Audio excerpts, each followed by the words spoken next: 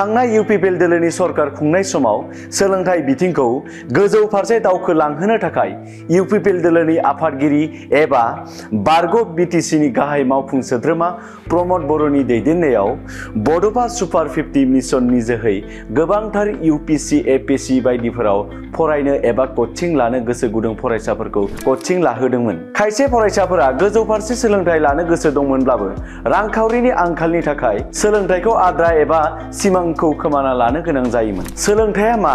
सोलोंथाइया समाजनो हारिनो सोलोंथाइया मा मुलाम्फा लाबोनानै होफैयो बेखौ प्रमद बर'आ मोजाङैनो मिथिगौ।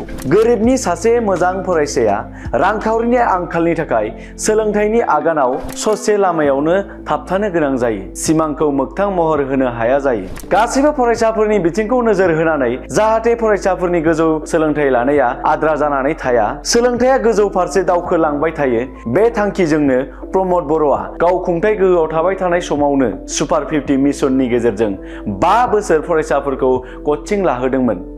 मख'नो गोनांदि बोसोरसेयाव 50 सा फरायसाफोरखौ फ्रि कचिं लाहोदोंमोन दिल्लीयाव।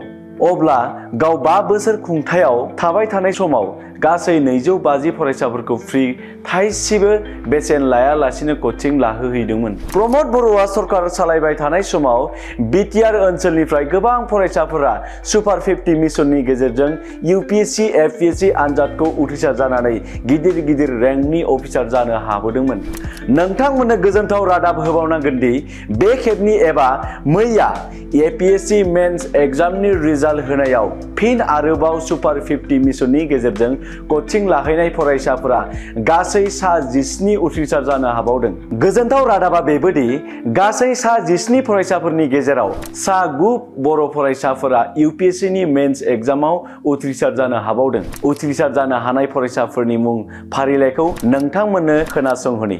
उसमिता स्वर्गियारि, हर्षजित बसुमतारी, भिक्टर तालुकदार, खोरोमदाव बसुमतारी, लवा कुमार हाजरिका, जाग्रत ब्रह्म, काश्यप राभा, रनसाई बर', साइलाजा प्रधान, मुसुखा ब्रह्म, क्लिन्टन स्वर्गियारि, कौशिक सरनिया, प्रणय चक्रवर्ती, प्रसन्जित मुसाहारि, डेभिड पिंकु बसुमतारी, त्रिदीप डेका।